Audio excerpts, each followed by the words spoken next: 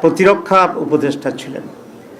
তিনি প্রথম দিনেই খলিলুর রহমান সাহেব পররাষ্ট্রমন্ত্রী হিসেবে শপথ গ্রহণ করছেন, যেটা তিনি তার আগের শপথের পরিপন্থী কাজ করেছেন।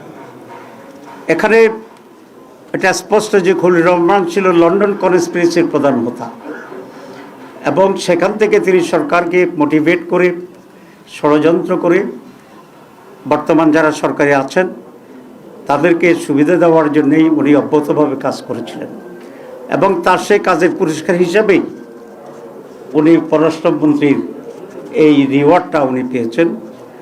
এতে আমি বিস্মিত হয়েছি বিএনপির ব্যাপারেও, কারণ বিএনপিকে এতই তার লোকজনের সংকট আছে যে একজন বিতর্কিত ব্যক্তি, যিনি ইন্টারিম গভর্নমেন্টে থাকার সময়ে বিএনপির নেতা সালাউদ্দিন সাহেবই তার বিরুদ্ধে বক্তব্য রেখেছিলেন এবং তাকে সরকারের থেকে বের করে দিতে বলেছিলেন।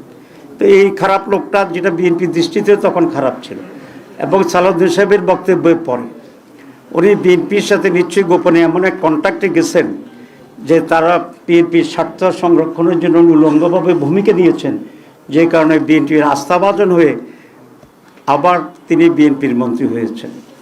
কারণ নিশ্চয়ই বিএনপির সাথে ওনার এমন এক কমিটমেন্ট ছিল, বা ওনার সাথে বিএনপির এমন এক কমিটমেন্ট ছিল যে উনি ইন্টারিম গভর্নমেন্টের থেকে বিএনপিকে হেল্প করবে নির্বাচনে, আর বিএনপির সরকার গঠন করলে ওনাকে মন্ত্রী বানাবে।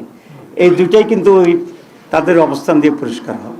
সুতরাং খলিলুর রহমান সাহেবকেও একইভাবে জিজ্ঞাসাবাদে আনা উচিত এই সরকারের, এবং যে কী ধরনের কনস্পিরেসি রিদওয়ানা সহ অন্যরা তারা করেছেন, যে জাতিকে একটি সুষ্ঠু নির্বাচন থেকে তারা বঞ্চিত করেছেন।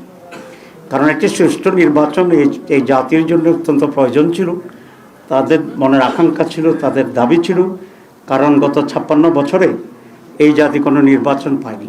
আমরা সকলেই চেষ্টা করেছিলাম যে একটা সুষ্ঠু নির্বাচন হবে, এবং এই সুষ্ঠু নির্বাচনের মাধ্যমে যারা নির্বাচিত হয় তারা সরকার গঠন করবে।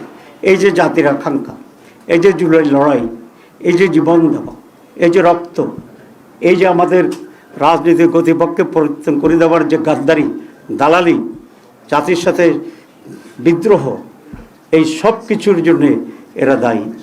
এত বড় আকাঙ্ক্ষা সুষ্ঠু নির্বাচনের জন্য এটা বন্ডুল করে দিয়েছে এই মীর জাফররা। সুতরাং এই মীর জাফরদেরকে, খলিলুর রহমানকে আমি দাবি করব, সরকার যদি স্বচ্ছতার কিছুটা হইলেও